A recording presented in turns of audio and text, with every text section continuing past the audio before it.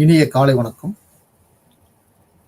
இன்றைய பாடத்துல சமூக பாதுகாப்பு, மத்திய சமூக நல வாரியத்தின் பங்கு என்ற தலைப்புல இந்த பாடத்தை நம்ம பார்க்க இருக்கிறோம்.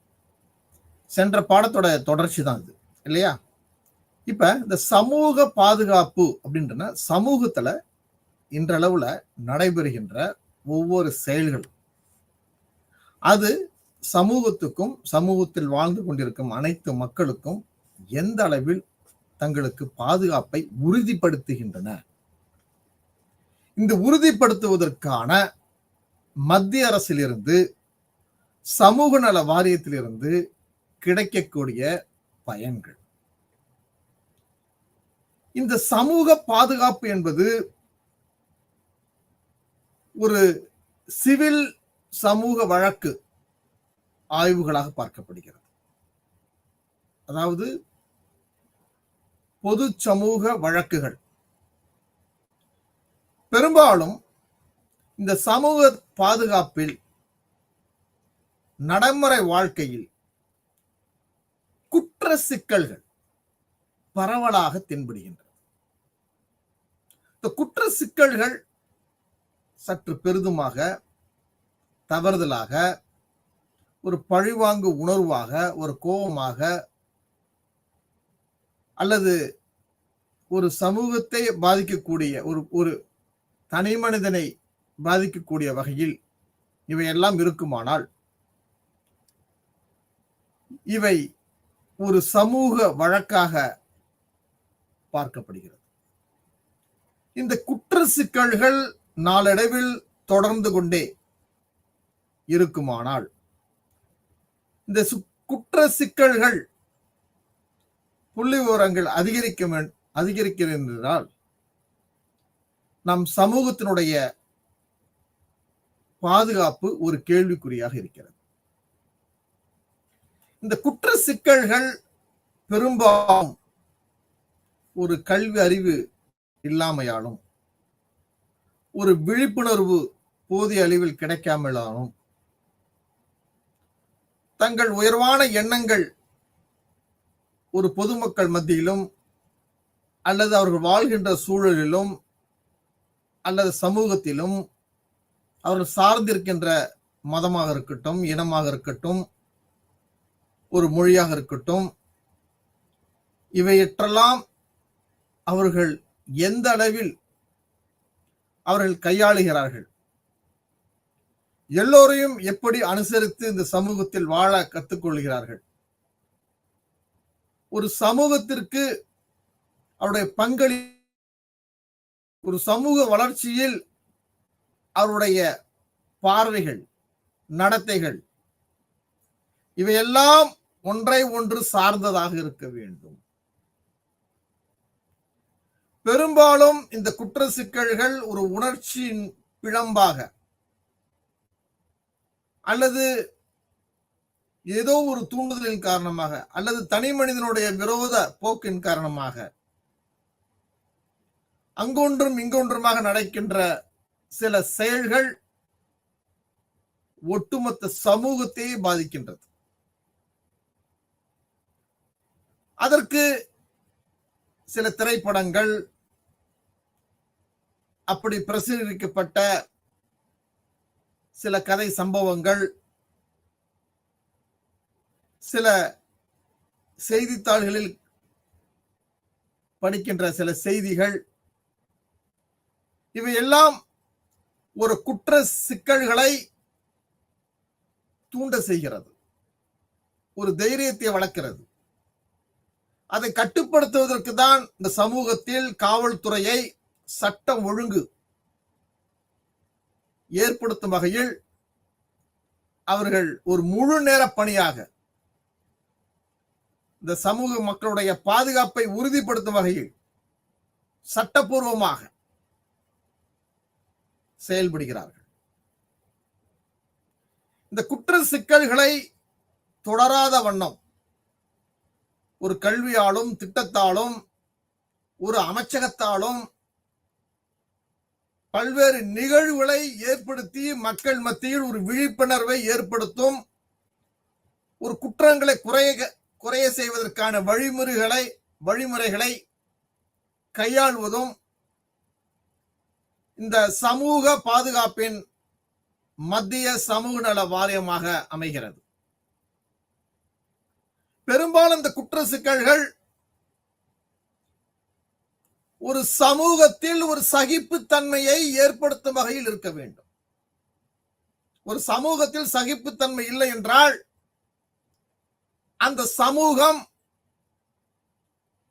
ஒரு முன்மாதிரியாக கட்டமைக்கப்படாமல் எந்த நேரத்திலும் எப்பொழுது வேண்டுமானாலும் அங்கு பாதுகாப்பு குறைவதற்கான வாய்ப்புகள் இருக்கும்.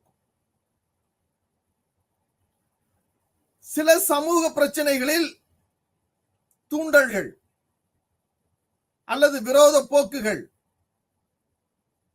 அல்லது மற்றவருடைய உரிமைகளை அல்லது கீழ்த்தரமாக சில கருத்துக்களை முன்வைக்கும் பொழுது அங்கு சமூக பிரச்சனைகள் மேலோங்கி ஒரு பகுதியோ அல்லது மாவட்டத்தையோ பாதிக்கக்கூடிய வகையில் அமைகிறது. ஆக இந்த சகிப்புத்தன்மையும் பிரச்சனைகளையும் சமூக மக்கள்கள் எப்படி கையாளுகிறார்கள்? நம் இந்திய தேசமானது மதம், இனம், மொழி, சாதி இப்படி பல்வேறு கூறுகளால் பிரிக்கப்பட்டிருந்தாலும் மாநிலத்துக்கு மாநிலம் கலாச்சாரம், பண்பாடு என வேறுபட்டிருந்தாலும் இந்தியர் என்ற ஒற்றுமையின் அடிப்படையிலேயே நம்முடைய அரசியலமைப்பு சட்டத்தின் முன்மாதிரியாக கொண்டு இந்த மக்களை வழிபடுத்தி அப்படி ஒரு சமூகத்தை நாம் கட்டமைத்திருக்கின்றோம். அப்படி இந்த சமூகத்தை கட்டமைக்கும் பொழுதுதான் இந்த மக்கள் முழுமையாக வாழ முடிகிறது, உண்மையாக இருக்க முடிகிறது. எனவே சமூகத்தினுடைய சிக்கல்களை அரசு பல திட்டங்கள் வாயிலாக அந்த திட்டத்தின் அந்த மக்களுக்கு, பாதிக்கப்பட்ட மக்களுக்கு உதவியாக அல்லது அவங்களோட வாழ்க்கை தரத்தை உயர்த்தும் வகையிலும் இந்த மக்களை எல்லாம் ஒன்றுபடுத்தும் வகையிலும் கலாச்சாரம், விளையாட்டு அல்லது அவர்களுக்கு முக்கியத்துவம் தரப்பட்டு அவருடைய வாழ்வில் பல்வேறு நல்லது ஒரு திருப்பத்தை ஏற்படுத்தும் வகையில் ஒரு கல்வியாக இருக்கட்டும், தொழில்நுட்பமாக இருக்கட்டும் அல்லது தொழிலாக இருக்கட்டும், இவற்றையெல்லாம் அரசு அவர்களுக்கு முன்வைக்கப்படுகிறது. அதே போன்று இந்த சமூக பாதுகாப்பில் அரசு மட்டும் தன் கடமைகளை செய்யாமல் அரசு சாரா நிறுவனங்களையும் நிதி உதவி அளித்து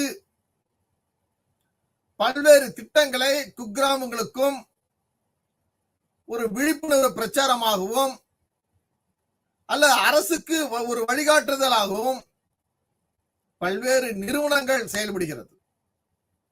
ஒரு அரசு எப்படி செயல்படுகிறதோ அதே போன்று அரசு சார் அமைப்புகளும் உள்ளது.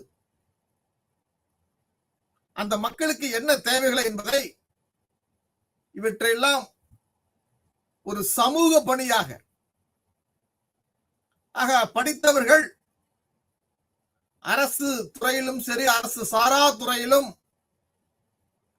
பணி செய்வதற்கு இந்த சமூக பாதுகாப்பு திட்டங்கள் மூலம் பல்வேறு இளைஞர்கள் தங்களை தயார்படுத்திக் கொண்டும் இன்றளவும் பணி செய்து கொண்டிருக்கிறார்கள். ஆக ஒரு சிவில் வழக்கு என்பது இந்த பொதுமக்களுடைய பாதுகாப்பு உறுதி தன்மையற்ற நிலையில் ஏற்படும் பொழுது சமூக வளர்ச்சிக்காகவும் சமூகத்தில் சட்ட ஒழுங்கை சீர்படுத்துவதற்காகவும் பந்தகம் ஏற்படுத்தாத வகையில் இந்த சமூக வழக்குகள் வழங்கப்படுகிறது. இந்த வழக்குகள் மூலம் குற்றங்களை குறைப்பதற்கும் இவ்வாறு பிற்காலத்தில் நடைபெறா வண்ணம் இருக்க பல்வேறு வழிகாட்டுதலை ஏற்படுவதற்கும்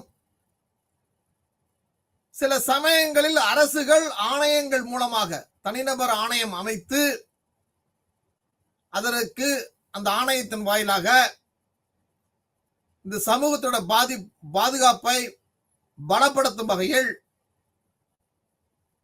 அந்த முழு விவரத்தையும் அரசுக்கு தெரியப்படுத்த வகையில் அறிக்கை ஒன்று சமர்ப்பிக்கப்படுகிறது.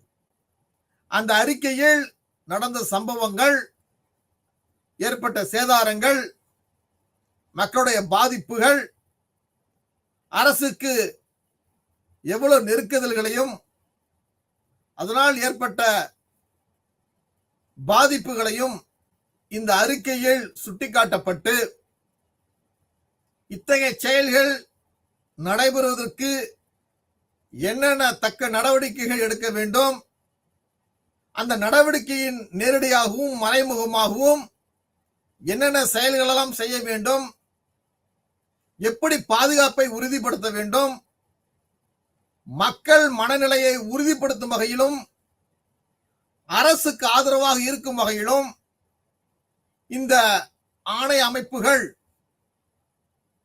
ஒரு திட்ட அறிக்கையாக அரசுக்கு சமர்ப்பிக்கப்படுகிறது. இதை முழுமையாக உள்வாங்கிக் கொண்டு அரசு அதை நடைமுறைப்படுத்துகிறது. இல்ல அந்த பரிந்துரைகளையும் அந்த பரிந்துரையின் வாயிலாக ஏற்படுத்தக்கூடிய சீர்திருத்தங்கள் அல்லது அந்த பாதிக்கப்பட்ட பகுதிகளுக்கு ஒரு முக்கியத்துவம் கொடுக்கப்பட்டு மீண்டும் பல மாவட்டங்களுக்கும் பகுதிகளுக்கும் பரவாமல் இருப்பதற்கு இந்த சமூக பாதுகாப்பை உறுதிப்படுத்துகிறது. ஆனால் இந்த சமூகத்தில் குற்றவியல் சட்டம், இந்த குற்றவியல் சட்டமானது சுதந்திரம் வாங்குவதற்கு முன்பே இந்தியாவில் ஆங்கில கிழக்கிந்திய கம்பெனி ஒரு ஆட்சி செய்யும் பொழுதே அவர்கள் சில சட்டங்களை முன்வைத்தார்கள். இந்தியாவில் முதலில் கொண்டு வரப்பட்ட சட்டம், இந்த சட்டமானதுதான்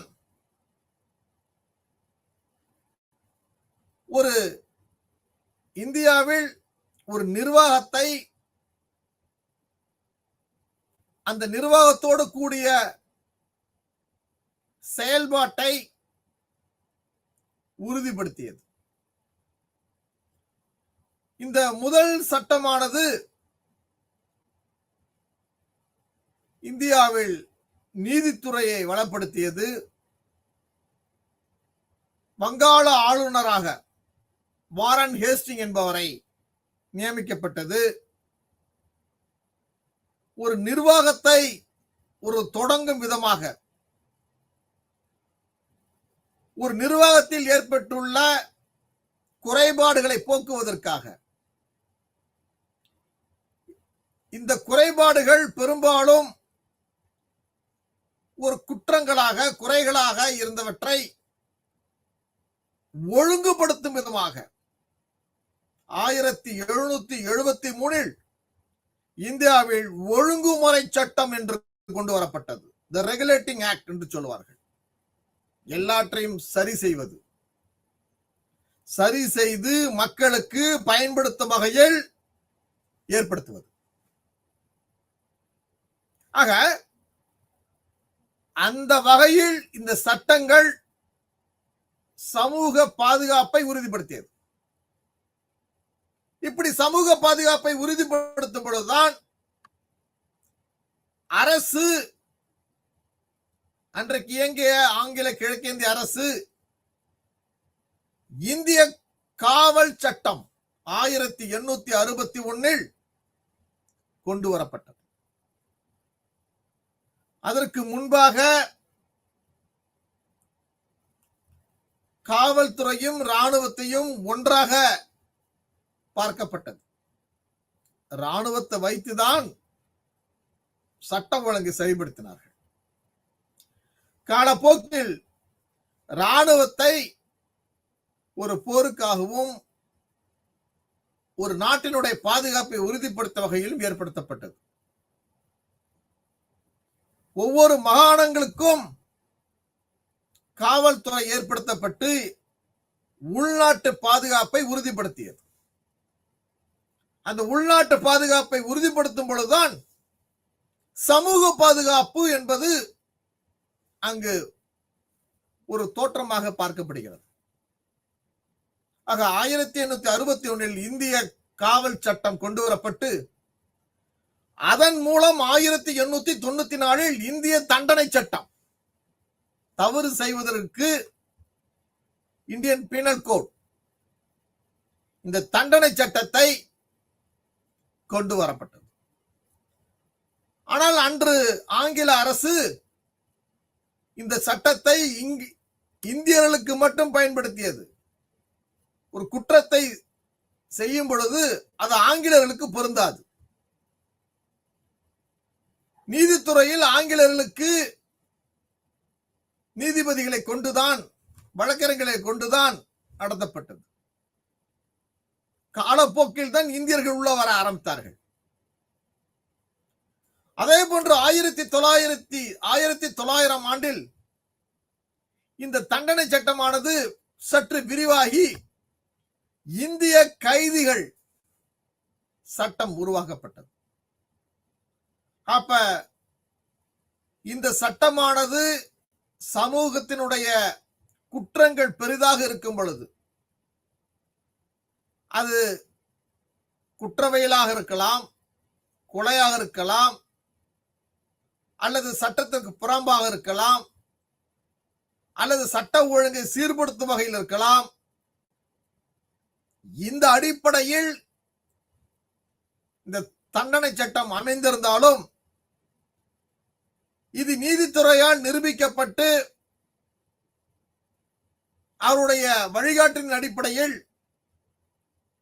இந்திய கைதிகள் சட்டம், சிறைச்சாலை உருவாக்கப்பட்டது.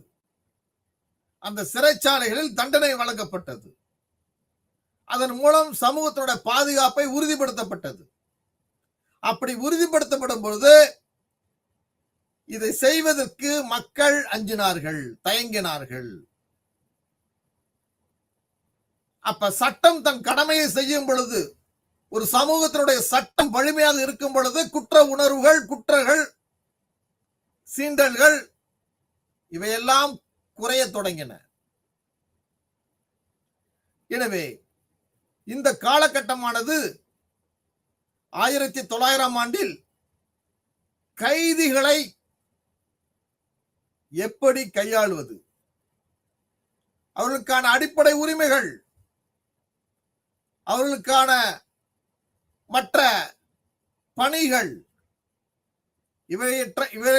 இவையெல்லாம் இந்திய கைதிகள் சட்டத்தின் வாயிலாக கொண்டு வரப்பட்டு தண்டனைகள் உறுதிப்படுத்தப்பட்டு ஒரு நீதித்துறை எவ்வளவு காலம் ஒரு கைதியாக இருக்க வேண்டும் என்பதை நாம் அந்த சட்டங்கள் வாயிலாக எத்தனை ஆண்டுகள் வரை அவர்கள் கைதியாக இருக்க வேண்டும் என்பதை அத்தனை ஆண்டுகள் அவர்கள் அந்த கைதிகளாக இருக்க வேண்டும், சிறைச்சாலையில் இருக்க வேண்டும். இந்த சிறைச்சாலையில் இருக்கும் பொழுது தன்னுடைய குற்றங்களை உணர்ந்து எல்லா மக்களிடம் சரிசமமாக பழகி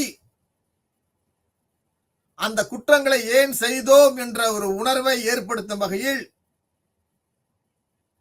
அங்கு மற்ற பொதுமக்களுடன் சேராமலும் தனித்தும் அவர்கள் வாழும் பொழுது ஒரு மிகச்சிறந்த பாடங்களை கற்று அந்த கற்கும் பொழுது அவர் நடந்து கொள்ளும் விதம், நடத்தை முறைகள் அல்லது அவருடைய பழக்கவழக்கங்கள் மாறுபட்டு சரிசமமான ஒரு மனிதனாக மாறும் பொழுது அந்த நன்னடத்தையின் அடிப்படையில் அந்த கைதிகளுக்கு முன்கூட்டியே அவர்கள் வெளிவருவதற்கான வாய்ப்புகள் வழங்கப்படுகிறது.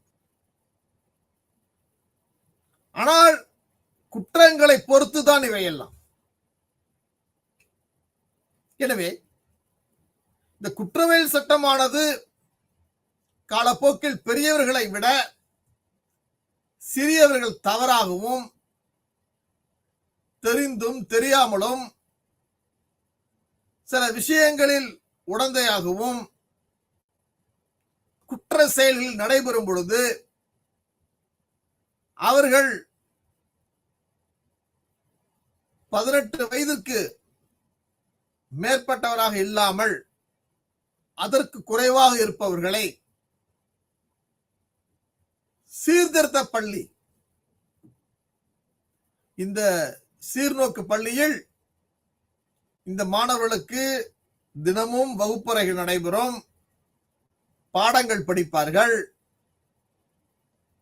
நிறைய பொது விஷயங்கள் எல்லாம் கற்றுத் தருவார்கள். அப்படி அந்த பள்ளியில் இத்தகைய மாணவர்களை ஒருங்கிணைத்து ஒவ்வொரு மாவட்ட நிர்வாகமும் மேற்பார்வையில் அந்த மாணவர்களை ஒழுங்குபடுத்தி தன் குற்றங்களை உணர்ந்தும் அவருடைய நடத்தையின் அடிப்படையில் அவருடைய செயல்பாடின் அடிப்படையில் அவர்கள் மேற்கொண்டு படிப்பதற்கும் இந்த சமூகத்தில் அவர்கள் ஒரு நல்ல குடிமகனாக வருவதற்கு இந்த சீர்திருத்த பள்ளிகள் பல்வேறு திட்டங்கள் மூலமாக மாணவர்களை ஒழுங்குபடுத்தி தன்னுடைய சமூக பங்களிப்பை உறுதிப்படுத்துகிறது. இப்படி படித்த மாணவர்கள் பல்வேறு உயர் பதவிகளிலும் வந்திருக்கிறார்கள் என்பதுதான் சால சிறந்த ஒரு கருத்தாக பார்க்கப்படுகிறது.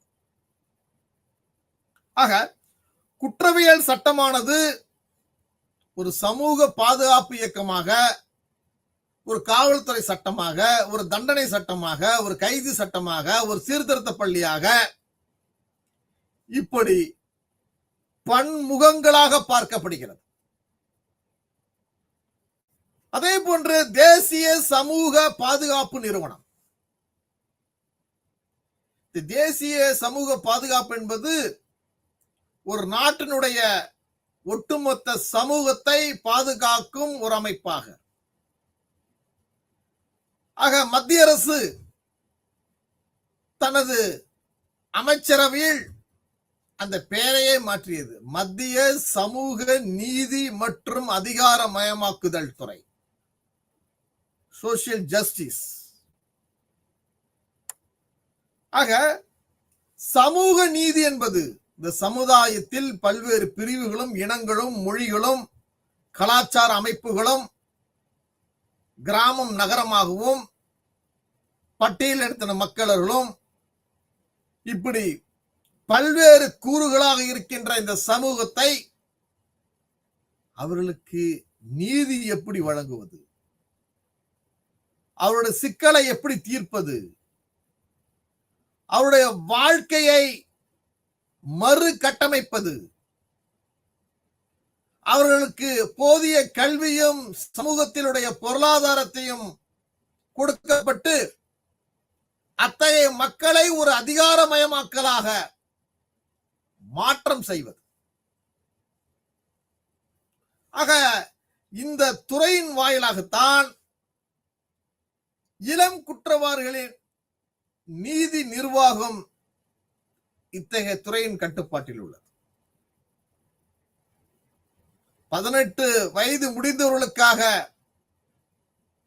ஒரு குற்றவியல் சம்பவமானது மத்திய சிறைச்சாலையில் ஏற்படுத்தப்படுகிறது. அதற்கு குறைவானவர்கள் ஒரு இளம் பருவத்தினரை சார்ந்தவர்களாக இருப்பார்கள். சமூகத்தில் தங்களுக்கு ஏற்பட்ட அநீதிகளையும் அல்லது கொடுமைகளையும்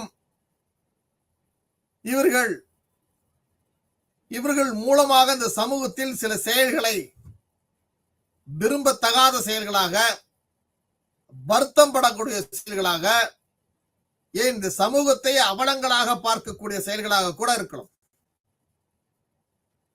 அத்தகைய செயல்களில் இத்தகைய மாணவர்கள் இளம் குற்றவாளிகளாக இருக்கும் பொழுது இந்த இளம் குற்றவாளிகளின் எண்ணிக்கை குறைவாக இருக்க வேண்டும். ஒரு சமூகத்தில் எப்பயாவது ஒன்று நடக்க வேண்டும். இங்கொன்றும் அங்கொன்று தினம் நடைபெற்றால் சமூகம் இளம் குற்றவாளிகளை ஊக்கப்படுத்துகிறது. குற்றங்கள் அதிகமாக ஏற்பட்டு சிறைச்சாலை நிரம்புகிறது. ஆக அந்த சமூக ஒழுக்கம், இந்த சமூக ஒழுக்கமானது சமூக நன்னடத்தை ஏற்படுத்தும். இந்த சமூக ஒழுக்கத்திற்கு காரணமே கல்வி, பெற்றோரோட அரவணைப்பு, அவர்கள் வாழ்வதற்கான ஒரு சூழல், இவையெல்லாம் நிர்ணயிக்கின்றன.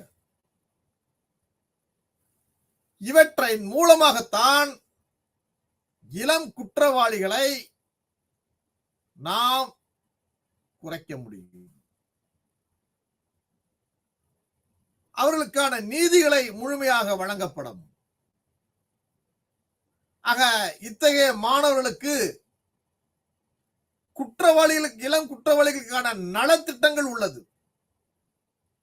அவர்களுக்கு பள்ளிகள் இருக்கிறது, அவர்களுக்கு சில பணிகள் வழங்கப்படுகிறது, நன்னடத்தைகள் பரிசோதிக்கப்படுகிறது. தங்கள் குற்றங்களை உணர்ந்து திருந்தி அவன் தன்னுடைய பெற்றோருடன் வாழ அந்த எண்ணத்தை உருவாக்கக்கூடிய வகையில் அந்த சூழல் உள்ளது. அதே போன்று மனிதர்களை வியாபாரத்துக்கு பயன்படுத்துதல் அல்லது மனிதர்களை வியாபாரத்துக்கு தூண்டுதல்,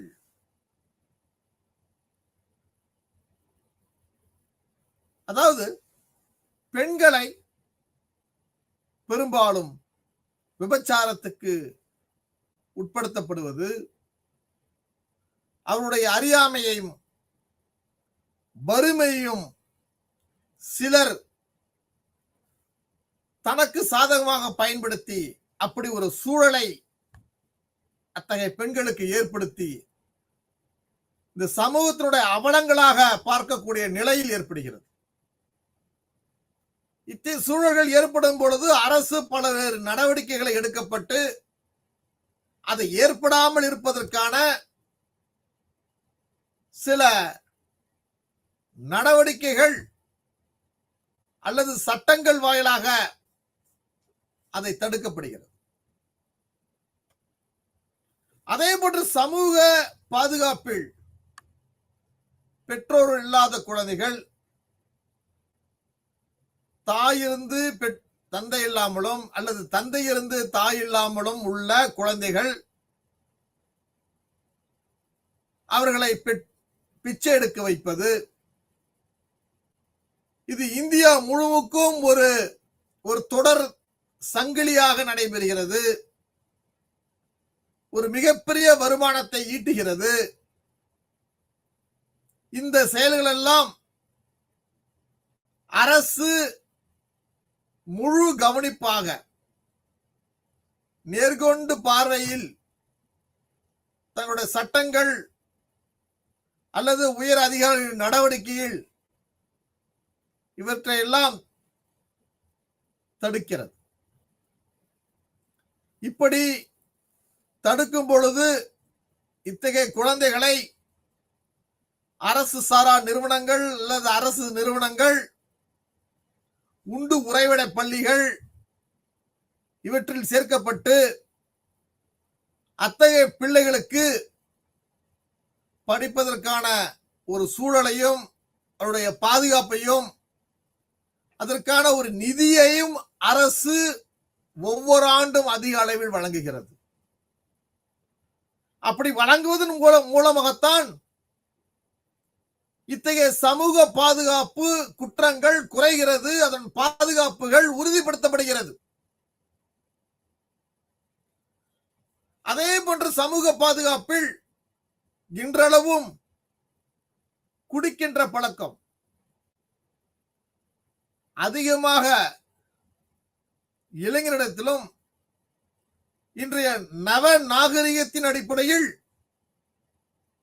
ஒரு கலாச்சார பண்பாட்டின் சீர்கேடாக இன்றைக்கு இருந்தாலும், ஒரு பக்கம் காவல்துறை இதை கட்டுப்படுத்திக் கொண்டிருக்கின்றது. அல்லது இந்த காவல்துறை சில இடங்களில் கைது நடவடிக்கைகளையும் அல்லது சட்ட ஒழுங்கை குலைக்கின்ற சிலரை வன்மையான தண்டனையின் மூலமாகவும் கைது செய்யப்படுகிறது. இந்த குடிப்பக்க பழக்கம் உள்ளவர்கள் ஒரு பொது பாதுகாப்பை, ஒவ்வொரு பொதுமக்களுடைய சுதந்திரத்தை, இவற்றையெல்லாம் பாதிக்கப்படும் பொழுது அரசு இரும்பு கரம் கொண்டு அத்தகைய குடிப்பழக்கம் உள்ளவர்களை கைது செய்து அவர்களுக்கு ஆலோசனை வழங்கி அவர்களுக்கு இந்த குடிப்பழக்கம் மறு வாழ்வு மையம் தொண்டு நிறுவனங்களாக இருக்கட்டும், அரசு நிறுவனங்களாக இருக்கட்டும், அதன் மூலம் வழங்குவதற்கான அனைத்து ஏற்பாடுகளையும் செய்து இந்த சமூக பாதுகாப்பை உறுதிப்படுத்துகிறது. அதுதான் முக்கியம். அடுத்ததாக இந்த சமூக பாதுகாப்பில் பெண்களுக்கான அதிகாரம் அளித்தல். ஆக சமூகத்தினுடைய அவலங்கள் அதிகமாக இருக்கப்படுகிறது. சமூகத்தினுடைய சில இடங்களில் புறக்கணிக்கப்படுகிறது, அவமதிக்கப்படுகிறது, வேதனைக்கு உட்படுத்தப்படுகிறது, சில கொடிய சம்பவங்களுக்கு ஆளாகிறார்கள். இவையெல்லாம் ஒட்டுமொத்தமாக இந்த சமூகத்தினுடைய நாம் மதிக்கக்கூடிய பெண்களுக்கு ஏற்படுகிறது. சில மாநிலங்களில் அந்த கல்வி அறிவு இல்லாமையாலும் அல்லது சாதி மேலாண்மையின் அடிப்படையிலும் அல்லது ஒரு பாகுபாட்டின் அடிப்படையில் இப்படி பல்வேறு கூறுகளின் அடிப்படையில் பெண்களுக்கான குறைபாடுகள், அவலங்கள் அதிகமாக உள்ளது. அதை குறைப்பதற்குத்தான் இத்தகைய அமைச்சகம் பெண்களை அரசியலில் சமத்துவப்படுத்துதல், சட்டத்தை சமத்துவப்படுத்துதல், இடஒதுக்கீட்டை வழங்குதல். ஆக பெண்களுக்கான அதிகாரம் என்பது அவர்களுக்கு பொருளாதார ரீதியாக, அரசியல் ரீதியாக, சுய வேலைவாய்ப்பின் மூலமாக இவற்றையெல்லாம் கொடுக்கும் பொழுது ஒரு வேலைவாய்ப்பின் மூலம் அவர்களுக்கு நிரந்தர ஒரு வருமானம். இந்த நிரந்தர வருமானம் என்பது அவருடைய பொருளாதாரத்தை மேம்படுத்துவதாக இருக்கிறது. அவருடைய பொருளாதார மேம்படம் அடையும் பொழுதுதான் அதன் மூலம் அவர்கள் அடுத்த நிலையான ஒரு அரசியலுக்கு தங்களுடைய பங்களிப்பை, அது ஓட்டு போடுவதாக இருக்கலாம், அல்லது சுயேட்சையாக ஒரு அரசியல் பங்கெடுக்கலாம், அல்லது ஒரு கட்சி சார்ந்த உறுப்பினராக செயல்படலாம், அல்ல தேர்தலில் பங்களிக்கலாம். இதையெல்லாம் தாண்டி 33 விழுக்காடு மத்தியிலும் மாநிலம் மற்ற அனைத்து துறைகளிலும் ஒரு இடஒதுக்கீட்டை வழங்கி கொண்டு இருக்கின்றது அரசு. இதன் மூலமாகத்தான் பெண்களுக்கு அதிகாரம் வழங்குவதற்கான வழி உருவாகிறது. ஒரு சட்டம்தான் ஒரு மனிதனை மேம்படுத்துகிறது. ஆக எந்த வாய்ப்புகளும் இல்லாத பெண்களுக்கு இத்தகைய வாய்ப்புகள் வழங்கப்படுகிறது. அதே போன்று இந்து திருமண உறுதி சட்டம், இந்து முறைப்படி நீங்க திருமணம் செய்து கொண்டவர்களுக்கு ஒரு உறுதி சட்டம் வழங்கப்படுகிறது. அதே போன்று தேசிய பெண்கள் ஆணையம், இந்தியாவில் பெண்களுக்கு எங்க ஒரு அநீதி நடந்தாலும், குற்ற செயல் நடந்தாலும், அல்லது பெண்களுக்கான மரியாதைகள் அல்லது பணி செய்யும் இடத்தில் ஒரு பாதுகாப்பு நிலை மோசமாக இருப்பது, அல்லது பெண்களுக்கான சீண்டல்கள், அல்லது பெண்களை ஒரு போதையாக சித்தரிக்கப்படுவதை, இவற்றையெல்லாம் தடுப்பதற்கு தேசிய அளவில் பெண்கள் ஆணையம், அதே போன்று மாநில அளவில் மாநில பெண்கள் ஆணையம் என இரு ஆணையங்கள் 1992 இந்தியாவில் கொண்டு வரப்பட்ட 1993 முதல் நடைமுறைப்படுத்தப்பட்டது. அதன் வாயிலாகத்தான் பெண்களுக்கு 33% இடஒதுக்கீடுகள் வழங்கப்படுகிறது. ஆக தமிழகத்தில் முன்னாள் முதல்வர் ஜெயலலிதா அவர்கள் தமிழகத்தை ஆண்ட பொழுது 33% உள்ளாட்சி துறையில் இருந்ததை 50% உயர்த்தினார்கள். அப்படி 50% உயர்த்தும் போது பெண்களுடைய பங்களிப்பு அதிகமாக இருக்கும். அவர் அரசியலுக்கு அதிகமாக வருவார்கள், ஆட்சி புரிவார்கள். ஆக இப்படி வரும் பொழுதுதான் மிகப்பெரிய விழிப்புணர்வை ஏற்படுத்த முடியும். அதே போன்று நம்முடைய சமூக பாதுகாப்பு,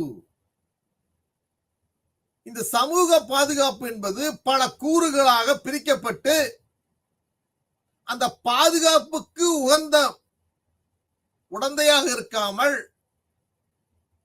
உபத்திரமாக இருக்கக்கூடிய வகையில் இன்றைய பாதுகாப்பு உள்ளது. ஒவ்வொரு குற்ற நிகழ்வுகளும் அரசு உன்னிப்பாக கவனிப்பது மட்டுமல்லாமல், அல்லது நமது உச்சநீதிமன்றம் வழிகாட்டுதலின் அடிப்படையில் சொல்கின்ற கருத்துக்களை உள்வாங்கிக் கொண்டு அரசு என்ன பண்ணுகிறது என்றால் அதற்கான ஆலோசனை மையங்கள் அல்ல பயிற்சி முகாம்கள் அல்லது வேலை வாய்ப்புகள் இவற்றையெல்லாம் ஒரு சேர வழங்குகிறது. ஆக சமூக பாதுகாப்பு என்பது ஒரு குடும்ப வன்முறையாக, டொமஸ்டிக் வயலன்ஸ் அப்படின்னு சொல்லுவார்கள். இந்த குடும்ப வன்முறை என்பது பெண்களை ஆண்கள் அடிப்பது, அடிமைப்படுத்துவது அல்லது அவர்களுக்கான தண்டனைகளை அதிகப்படுத்துவது, உடல் ரீதியாகவும் மன ரீதியாகவும் காயங்களை அதிகப்படுத்துவது, இந்த செயல்களை செய்பவர்களுக்கு இந்திய குற்றவியல் சட்டத்தின் அடிப்படையில் ஒரு புதிய சட்டத்தை மத்திய அரசு கொண்டு வந்தது. அதன் வாயிலாகத்தான் இந்த குடும்ப வன்முறைகள் குறைய தொடங்கியது. எனவே இந்த குடும்ப வன்முறையின் இன்னொரு பங்கமானது வரதட்சணை கொடுமை. சாதி ரீதியாக, இன ரீதியாக, மாநிலம் விட்டு மாநிலம் ரீதியாக, ஏன் அவருடைய வசதி வாய்ப்புகளை பெருமைப்படுத்தும் விதமாக இந்த வரதட்சணை என்பது பெண்களுக்கு பெண் வீட்டார்கள் அவர்களுக்கு நகைகளாக, பணங்களாக, பாத்திரங்களாக கொடுக்கப்பட்டு அதன் மூலம் அவருடைய வாழ்வாதாரம்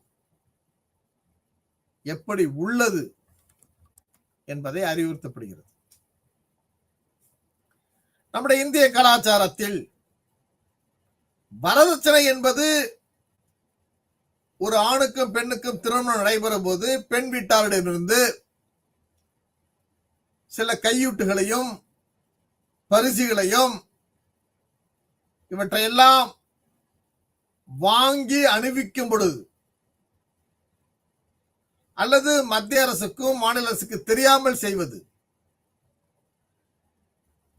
ஆக இந்த செயல்கள் இந்தியாவில் ஒரு சமூகம் சார்ந்த, அதாவது எல்லா சமயங்களிலும் எல்லா மதங்களிலும் இந்த வரதட்சணை கொடுமை அதிகமாக பெண்களிடத்தில் இருந்தது. பல பெண்கள் அதை வெளியில் காட்டிக்கொள்ளாமல் வாழ்ந்து இறந்திருக்கிறார்கள். குடும்பமானம் போயிடும், நம்ம வேலையை விட்டு தூக்கிடுவாங்க, இது மாதிரி. அதே போன்று சித்திரவதை செய்தல், அந்த பெண்கள் ஒரு பணியை செய்யும் பொழுது ஒரு குறிப்பிட்ட நேரத்திற்குள் செய்ய முடியாமல் போனால் அல்லது அந்த பணியை செய்வதை காலம் தாழ்த்தினால் அந்த பணியினுடைய முன் அனுபவம் இல்லாத ஒரு நிலையிலும் கூட குற்றச்சாட்டுகள் சுமத்தப்பட்டு சில நேரங்களில் இந்த வரதட்சணையானது அவர்களை சித்திரவதைப்படுத்தும் வகையில் அமைந்து விடுகிறது. சில நேரங்களில் மனரீதியாக பாதிக்கப்பட்டு வாழ்நாள் முழுவதும் ஒரு மனநோயாளியாக இருக்கக்கூடிய சூழல் பெண்களுக்கு ஏற்படுகிறது. ஆக இந்த கொடுமையானது ஒரு சித்திரத்தை எவ்வளவு அழகாக வைத்துக் கொள்ள வேண்டும், அப்ப இந்த சித்திரவதையை நாம் எப்படி கையாள்வது, மக்களுக்கு எப்படி புரிய வைப்பது, ஒரு சிறிய அளவில் ஒரு பிரச்சனையை நீதித்துறையின் வாயிலாக சரிப்படுத்தும் பொழுது நேரமும் பணமும் காலமும் எல்லாருடைய உழைப்பும் வீணாக போகிறது. ஆக எல்லா நிலைகளிலும் சித்திரவதை இருக்கத்தான் செய்கிறது. அவற்றை மத்திய அரசும் மாநில அரசும் கட்டுப்படுத்திக் கொண்டுதான் இருக்கிறது. இந்த சமூக பாதுகாப்பில் கடத்தல் என்பது ஒரு முக்கிய ஒரு அங்கமாக இருக்கிறது. ஆக கடத்தலை மூலமாக பல்வேறு சமூக அவலங்களுக்கு போதைப் பொருட்களை ஏற்படுத்துவதற்கும் அந்த மாணவர்களை அடிமைப்படுத்துவதற்கும் அல்லது சில மாணவர்களை இந்த கடத்தல் தொழிலில் பயன்படுத்துவதும், இவையெல்லாம் ஒரு சமூகத்தினுடைய பாதுகாப்பை கேள்வி கேட்கும் ஒரு குறியாக உள்ளது. அதே போன்று வெளிநாட்டு வாழ் இந்தியர்கள் திருமண மோசடியில் ஈடுபட்டவர்கள், இரண்டாவது திருமணத்தை உடனடியாக நடத்தியவர்கள், ஆக இந்த செயல்கள் வெளிநாட்டு வாழ் இந்தியர்களை திருமண மோசடியாக பார்க்கப்பட்டது. ஒரு வளர்ந்த நாடாக இருக்கட்டும், வளருகின்ற நாடாக இருக்கட்டும், நம் இந்தியர்கள் அங்கே சந்திக்கக்கூடிய சூழல்கள் சட்ட ஒழுங்குக்கு எதிர்மறையாக இருக்கும் பொழுது அந்த பெண்களுக்கு நடக்கின்ற அநீதிகள் அல்லது துன்புறுத்தல்கள், வேதனைகள் ஒரு குறிப்பிட்ட அளவுக்கு மீறப்படும் பொழுது அந்த நாட்டு அரசாக இருக்கட்டும் அல்லது இந்திய நாட்டு அரசாக இருக்கட்டும், அவற்றை எல்லாம் முழுமையாக நடத்தி அவர் இந்த மக்களுக்கு நீதியை வழங்குகிறது.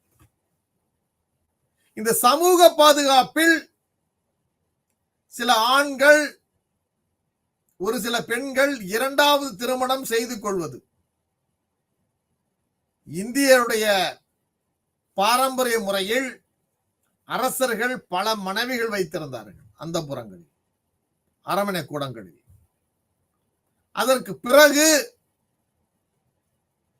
உயர்ந்த சாதியாலும் பணத்தாலும் உயர்ந்தவர்களாக பார்க்கப்பட்டவர்கள் இரண்டாவது திருமணம் செய்து கொண்டார்கள். இன்று சராசரி மனிதன் சில குற்ற செயல்களில் பெண்களை பலவந்தமாக அல்லது பெண்களுடைய அறியாமையை பயன்படுத்தும் விதமாக அல்லது தன்கிட்ட இருக்கின்ற அதிகாரத்தை பயன்படுத்தி லாபக கையாளுவதாக இப்படி இரண்டாவது திருமணங்கள் இந்தியாவில் அதிக அளவில் இருந்தது. அதை குறைப்பதற்கான தமிழக அரசும் இந்திய அரசும் நடைபெற்றது. ஆக இத்தகைய செயல்கள் இந்தியர்கள் வெளிநாடுகளில் திருமண மோசடி என்பது இந்தியாவில் மட்டுமல்ல, இந்தியாவை சார்ந்த இடங்களில் நிகழ்கிறது. அதே போன்ற ஒரு துன்பத்திற்கான ஒரு வடிகாலாக இருப்பது சமூக பாதுகாப்பில் கற்பழிப்புகள் அதிகமாக இருக்கின்றது. ஒரு படிப்பறிவு குறைவு, சிந்திக்காற்றல் கிடையாது, தன் சமூகத்தில் ஒரு அங்கம் என நினைப்பதற்கான வாய்ப்புகள் இல்லாமல் அல்ல மறுக்கப்படும் பொழுது அல்லது நடத்தையின் வாயிலாக தன்னிடம் இருக்கின்ற பணம் அதிகாரத்தின் அடிப்படையில் இத்தகைய செயல்கள் நடைபெறுகிறது. ஆக அடுத்ததாக இந்த சமூக பாதுகாப்பில் காவல்துறை அலட்சியம் என்பது சமூக பாதுகாப்பிற்கு விடப்பட்ட ஒரு சவாலாக, ஒரு கேள்விக்குறியாக பார்க்கப்படுகிறது. இந்த காவல்துறை என்பது பொதுமக்களின் நண்பன் என்று சொல்வதற்கு அந்த பொதுமக்களிடத்தில் எந்தெந்த அதிகாரிகள் மக்களிடத்தில் சென்று கேள்விகள் கேட்டு மக்களிடத்தில் பதில்களை பெறக்கூடிய அதிகாரிகளாக இருக்கிறார்கள். தன் அதிகாரத்தை முழுமையாக பயன்படுத்தாமல் மக்கள் நலனில் அக்கறை உள்ளவர்களாக அப்படி ஒரு காவல்துறை இருக்குமானால் அந்த காவல்துறையை பின்னால் பல்வேறு பெண்களும் ஆண்களும் படித்தவர்களும் ஏன் படிக்காதவர்களும் கூட குக்கிராமில் இருந்து கூட வருவதற்கான தயாராக இருக்கிறார்கள். அதற்கு அத்தகைய சமூக பங்களிப்பை நாம் உறுதிப்படுத்திருக்க வேண்டும். சமூகத்திற்கான செய்கின்ற சேவைகளை மக்கள் தெளிவுபடுத்த வேண்டும். அதே போன்ற பெண்களுக்கான உரிமைகள் பறிக்கப்படும் போது, மறுக்கப்படும் பொழுது இந்த சமூகத்திற்கான பாதுகாப்புகள் கேள்விக்குறியாக இருக்கின்றது.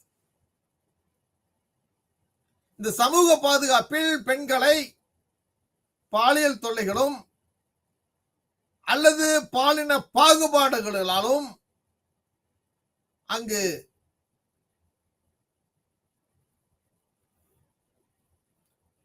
எனவே இந்த சமூக பாதுகாப்பு என்பது காலப்போக்கில் பெண்களுக்கு அதிகாரம் அளிக்கும் ஒரு திட்டங்களாக பார்க்கப்பட்டது. இந்தியாவில் 28 மாநிலங்கள் உள்ளது. இந்த 28 மாநிலங்களில்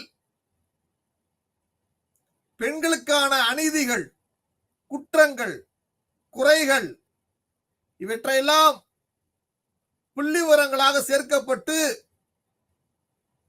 அல்லது அத்தகைய பெண்களுக்கு ஒரு வழிகாட்டு நிகழ்வாக திரும்பவும் அத்தகைய பெண்களுக்கு ஒரு அதிகாரத்தை வழங்கி அதன் மூலம் ஒரு திட்டங்களை அவர்களுக்கு கொடுக்கப்பட்டு அந்த திட்டங்களை முழுமையாக பயன்படுத்தும் பொழுது அவருடைய பொருளாதார நிலையும் குடும்ப நிலையும் மாறுபடுவதற்கான வாய்ப்புகள் அதிகமாக இருக்கும் என்பதுதான் உண்மை. இந்தியாவில் பெண் குழந்தைகளுடைய பிறப்பு விகிதம் குறைவாக இருந்தது. அரசு இத்தகைய தகவல்கள் முன்வைக்கப்படும் பொழுது அரசு ஒரு நபர் கமிட்டி, ஒரு குழுவை ஏற்படுத்தி இந்தியாவில்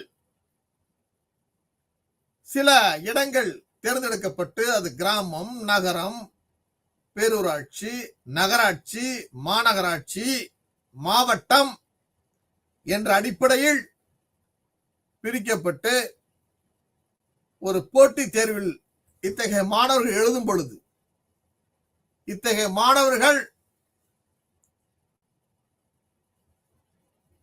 இந்த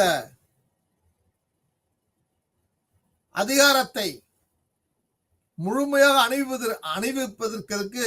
அனுபவிப்பதற்கு இந்த கல்வி முறை அவர்களுக்கு ஒரு தூண்டுதலாக, இத்தகைய பெண்களுக்கு நடத்தையை சீர்படுத்துவதற்காக, ஒரு சமூகத்துடைய பழக்க வழக்கங்களை ஒரு உயர்த்தும் நோக்கில் இவற்றையெல்லாம் உள்ளடக்கி பல திட்டங்கள் மத்திய அரசு இன்றளவும் செயல்படுத்திக் கொண்டிருக்கின்றது. அந்த வகையில் இந்தியாவில் ஆண் பெண் குழந்தைகளுடைய சராசரி விகிதம் சில மாநிலங்களில் குறிப்பிடப்படுகின்ற சில மாநிலங்களில் கேரளாவா இருக்கட்டும் அல்லது வடகிழக்கு மாநிலங்களா இருக்கட்டும், இத்தகைய மாநிலங்களில்தான் ஆண்களுக்கு நிகராக, ஆண்களை விட பெண்கள் அதிகமாக பிறக்கிறார்கள், வளர்கிறார்கள், சமூகத்தை பங்களிப்பு அளிக்கிறார்கள். நாம் குறிப்பிடும்படியான பெண்களுக்கு பிறப்பு விகிதம் குறைவாகவும் அதிகாரம் அளிப்பதற்கான இடங்கள் இல்லாமலும் காணப்படுவதற்கான சூழல் ஏற்பட்டிருக்கின்றது. இதை உலக ஐக்கிய நாடுகள் சபை, உலக நிறுவனம் இதை குறிப்பிடுத்து இதோட முக்கியத்துவத்தை அரசுக்கு தெரியப்படுத்தியது. அதன் மூலம் பேட்டி பச்சோ பேட்டி பதோ திட்டம், இது குழந்தைகள், பெண் குழந்தைகள் படிக்க வைக்க வேண்டும், பெண் குழந்தைகளுக்கு அதிக முக்கியத்துவம் தர வேண்டும். ஒரு இடைநிலை கல்வியா இருக்கட்டும் அல்லது மேல்நிலை கல்வியாக இருக்கட்டும் அல்லது ஒரு நடுநிலை கல்வியாக இருக்கட்டும், எத்தகைய கல்வி முறையிலும் அத்தகைய பிள்ளைகளுக்கு படிப்பதற்கான ஒரு சூழலை ஏற்படுத்தி தருவதும், அவருடைய வாழ்வாதாரத்தில், வாழ்க்கை முறையில் பல்வேறு மாற்றங்கள் ஏற்படுத்தும் வகையில் அந்த துறைகள், தனி விடுதிகள் அல்லது அந்த படிக்கிற சூழல்கள் வேறுபட்டு அழகாக படிக்க வைப்பது, அப்படி ஒரு கல்வியை படிக்க வைக்கும் பொழுதுதான் அத்தகைய பிள்ளைகள் பாதுகாப்பை எதிர்நோக்கி இருக்கிறார்கள். அதே போன்று இரண்டாவதாக பெண்களை அதிகாரப்படுத்துவதற்கான இரண்டாவது திட்டமான உஜ்வாலா திட்டம், இது பெரும்பாலும் பெண்களை கடத்துவது அல்லது இந்த கடத்தலை தடுப்பதற்கான, அடுத்தது பாலியல் சுரண்டல்கள், அத்தகைய சூழல்களை மீட்டு பாலியல் சுரண்டல்களாக பார்க்கப்படுகிறது. அந்த தொழிலிலிருந்து அல்லது அத்தகைய பெண்களை அடையாளப்படுத்தி அவர்களுக்கு நல்ல ஆலோசனை வழங்கப்பட்டு ஒரு சரிசமமான மனிதர்களாக உருவாக்கப்பட வேண்டிய சூழலை ஏற்படுத்தி இருக்கிறது. இத்தகைய பெண்களுக்கு வேலைக்கு செல்லும் பெண்களாக சிலர் இருக்கிறார்கள். சிலர் அரசு சாரா நிறுவனங்களும் அன்றாட கிடைக்கின்ற வேலைகளை செய்யக்கூடிய பெண்களாகவும் கூட இருக்கிறார்கள். இவையெல்லாம்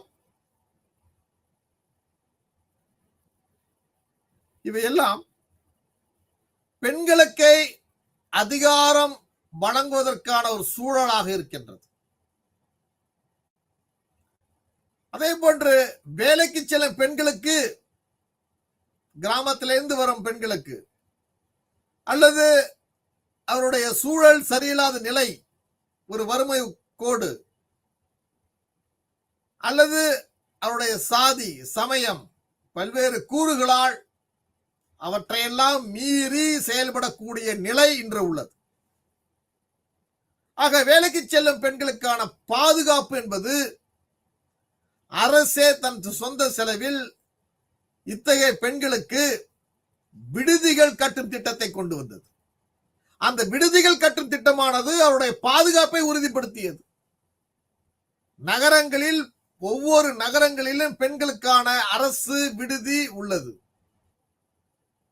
அந்த அரசு விடுதியில் அவர்கள் படிப்பதற்கும் வேலைக்கு செல்வதற்கும் அல்லது அவர்களுடைய திட்டங்களாக இருக்கட்டும், அவருடைய படிப்பு விஷயங்களாக இருக்கட்டும், இவற்றையெல்லாம் ஒரு ஒருமுகப்படுத்தி அவருடைய பாதுகாப்பை நாம் உறுதியளிக்கும். அடுத்ததாக இஸ்வதார் கிரே திட்டம். இந்த பெண்களுக்கு ஏற்படக்கூடிய அநீதிகளாக இருக்கட்டும், குற்றங்களாக இருக்கட்டும், மன ரீதியாக, உடல் ரீதியாக அல்லது சமூக ரீதியாக அவர்களுக்கு ஒரு உளவியல் அடிப்படையில் பாதிக்கப்பட்டவர்களாக இருக்கிறார்கள், துன்பப்பட்டவர்களாக, அவமானப்பட்டவர்களாக பார்க்கப்படும் பொழுது அத்தகைய பெண்களுக்கு ஆலோசனைகளை வழங்குவதற்கு அரசு நிறுவனங்களை நிறுவியுள்ளது. சில தொண்டு நிறுவனங்களும் உள்ளது. காலப்போக்கில் இத்தகைய செயல்கள் அதிகமாக வருவதை அரசுக்கு சுட்டியும் காட்டியிருக்கின்றது. அடுத்ததாக சுயம் லிதா என்ற அமைப்பு என்ற ஒரு அதிகாரமயமாக்கல் திட்டம். இந்த திட்டமானது பெண்களுக்கான ஒரு பொருளாதார ரீதியாக பெண்களுக்கான வேலை வாய்ப்புகளை உறுதிப்படுத்தும் வகையிலும் அவர்கள் படித்த படிப்புக்கு ஏற்ற அல்ல படிக்காத பெண்களுக்கு ஏற்ற ஒரு அதிகாரமயமாக்க கூடிய வகையில் ஒரு அதிகாரம் வழங்கப்பட்டிருக்கிறது. அதே போன்று ஜனனி சுரக்ஷா யோஜனா. இந்த ஜனனி சுரக்ஷா யோஜனா என்பது கருவுற்ற காலங்களில் குழந்தைகள் பிறக்கும் பொழுது சில நேரங்களில் தாய்மார்களும் அல்லது தாய்மார்களும் குழந்தைகளும் சேர்ந்து இறக்க வேண்டிய ஒரு சூழல் ஏற்படும் பொழுது அந்த இறப்பு விகிதம் சில இடங்களில் அதிகமாக இருக்கிறது. அது தாய்மார்கள் இறப்பு விகிதம் அதிகமாக இருக்கிறது. சில இடங்களில் இளம் குழந்தைகள் பிறக்கும் பொழுதே குழந்தை இறந்து பிறக்கின்றது அல்லது பிறந்து சில நேரங்களில் இறந்திருக்கின்றது. இப்படி சில சூழல்கள் ஏற்படும் பொழுது அந்த சூழல்கள் மூலமாக அரசுக்கு சில புள்ளி விவரங்கள் விகிதாச்சாரத்தை தெரியப்படுத்துகிறது. இவற்றையெல்லாம் தாண்டி இத்தகைய பெண்கள் ஒரு அதிகாரமயமாக்கலை நோக்கி வரும் பொழுது ஸ்டெப் என்று அழைக்கப்படுகின்ற திறன் மேம்பாட்டு மையங்கள், பயிற்சி வகுப்புகள் இவற்றின் மூலமாகத்தான் உறுதிப்படுத்துகிறது. கடைசியாக பெண்களுக்கான எதிரான வன்முறைகள்.